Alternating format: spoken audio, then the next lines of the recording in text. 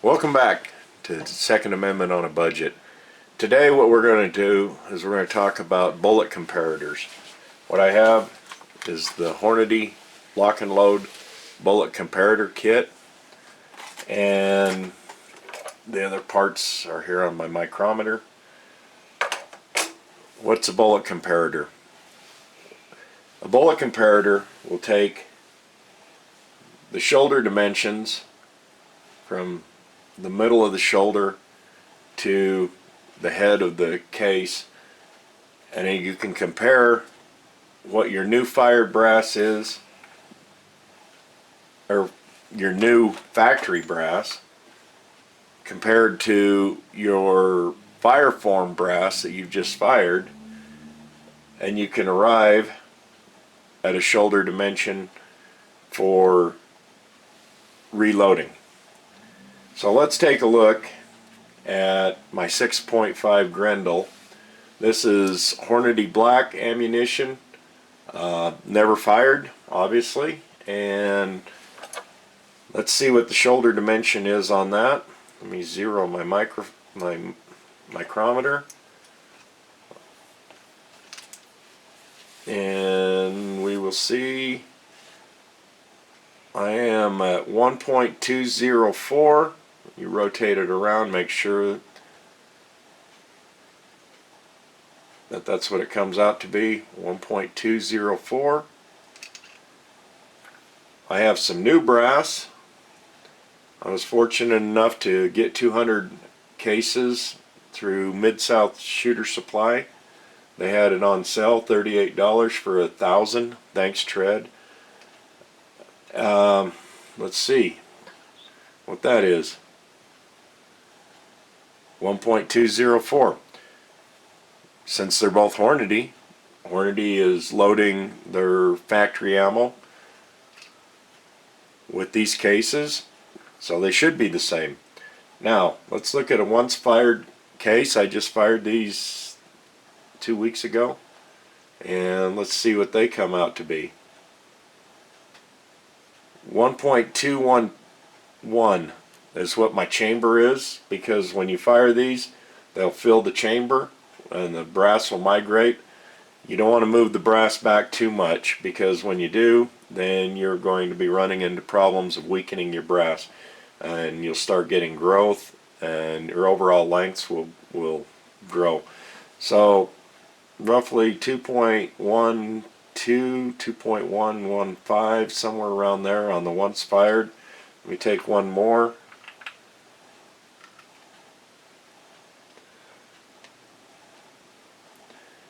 1.2115. So somewhere in that range. You're not going to get exact science out of it. Now I just sized this one. What I'm trying to do is only roll the shoulder back maybe 1/1000th, 1.5 thousandths, 2 at the most. If you start working your brass any more than that, you're going to weaken your brass. So what I did is I set my die to come down and size the neck right here. You can see it's shiny. I just sized the neck and sized the body, but I tried not to push the shoulder back any more than I had to. So let's see what this one is. I pushed this back too far, 1.205. This is once fired, so let's see what one of my others are.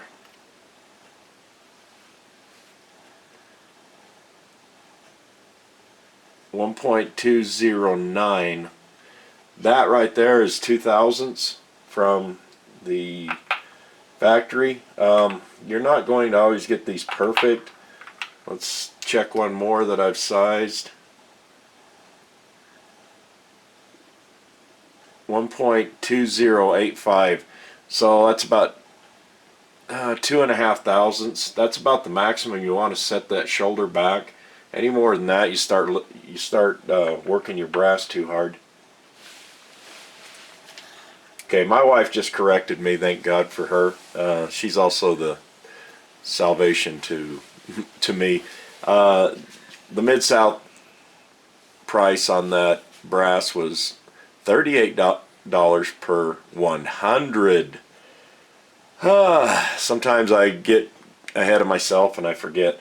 Now, a couple of weeks ago, I had a video about a bad chamber I had on my 6.5 Grendel, and it was making these ridges in the shoulders. So since it was a bad chamber, let's see how bad it was. Let me zero this. Okay. And throw it across the room. Okay, that was really good. Okay, thank you, honey. Let's see. 1.218. So as you can see, my other chamber that was bad was 6 thousandths larger than what my once fired brass is. 1.218 versus 1.212. So this bad chambered brass would never fit into the chamber, and I'm still deciding on if I want to try and anneal this and push the shoulder back to what I have on my other loads. I don't know if this shoulder is weakened because of those rings, but I'll reserve judgment on that for later. We'll see what happens. I really hate to blow up a new upper. Okay, now let's take a look at some 243. My last video I was shooting some SIG brass, new, unfired, and I don't have any that I haven't loaded. These are what I was shooting last week. I'm using a bushing D.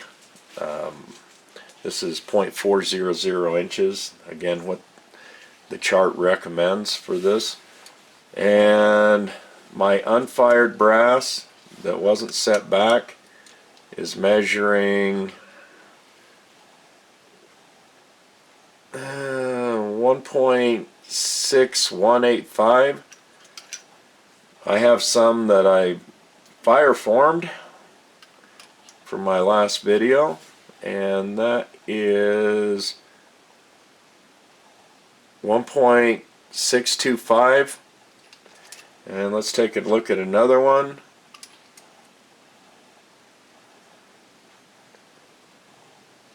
1.6245. So right around 1.62 to 1.625 is what my chamber is set at. And here is one of my once fired reloads. This is PPU brass. Now, I've had some problem with PPU, and I'm still analyzing why I'm getting a hard bolt lift, and it could be because of this 1.628. So I did not set these back, and I still have a little bit of a ring right here on the shoulder from the sizing die. So I may have to deconstruct these and set the shoulders back just a little bit. Again, like I said, these are 1.6255, and my chamber is 1.6245. So I really need to set these back a little bit, and this could be why I'm getting a hard bolt lift when I fire them. I'm probably cramming these shells into the chamber, and I haven't really noticed the bolt locking is really difficult. I know I'm getting some really super accurate, results out of shooting these, and they're really sealing the chamber tight, but having a hard bolt lift is not a good thing. So that's on the 243, and again, let's see, without setting the shoulders back, I'm at 1.618. So these will grow to 1.624. Now when I reload these once fired, I'll set those back to 1.622, and that'll give me my 2 thousandths setback. and it'll give me good neck sizing, and I should get some pretty good accuracy out of these. Again, like I said, these PPUs, I think the brass might have stretched a little bit, and some certain brass will do that. So without the comparator, I would have still been clueless as to why I was having such an issue with hard bolt lift when I fire these PPUs. Factory ammo, man, this stuff is just, it's low cost, and I get sub-minute of angle accuracy out of factory PPU rounds, so I'm pretty happy with the brass. I just need to find out why I was getting the hard bolt lift, and now we see. We're having camera issues, so we've switched over to the GoPro. One of the hardest cartridges, one of the hardest calibers that I've had to reload for is the 223 and 5.56. So to continue on with what we were talking about, to take a brand new 223, we'll check the headspace, and we are at 1.454 with a, once fired, we're at 1.462, so that's growth of 8 thousandths.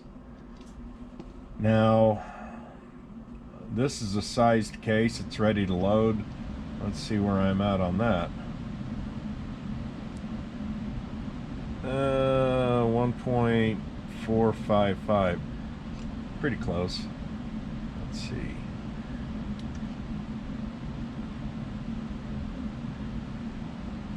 Yeah, it's 7 thousandths back. Let's see where we're at with the new 1.453. So this sized case is about the same as a factory case. This one's reloaded, it's ready to fire, I hope. Let's check it out. 1.461. That's pretty close to what my case dimension was. So that one right there, I'm pretty happy with it. Now, part of the problem I've had with these 223s is I had a case blowout. Left a nice little band right here and blew the head out of it. I can't measure this. The rim is too tore up.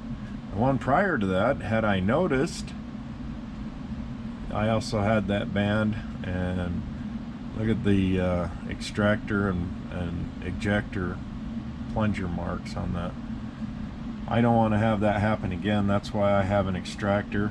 This is the bolt. Still got a piece of the case stuck in there. You can't even get that out. It bent the extractor pretty severely. We had a heck of a time getting that bolt carrier group out, and I had to replace the bolt, and here's the primer out of there. So anyway, be safe. Your measurements will vary. Every case is going to be different, but be safe and try to be as precise as you can with your reloads. I don't want to see anybody get hurt. Thank you.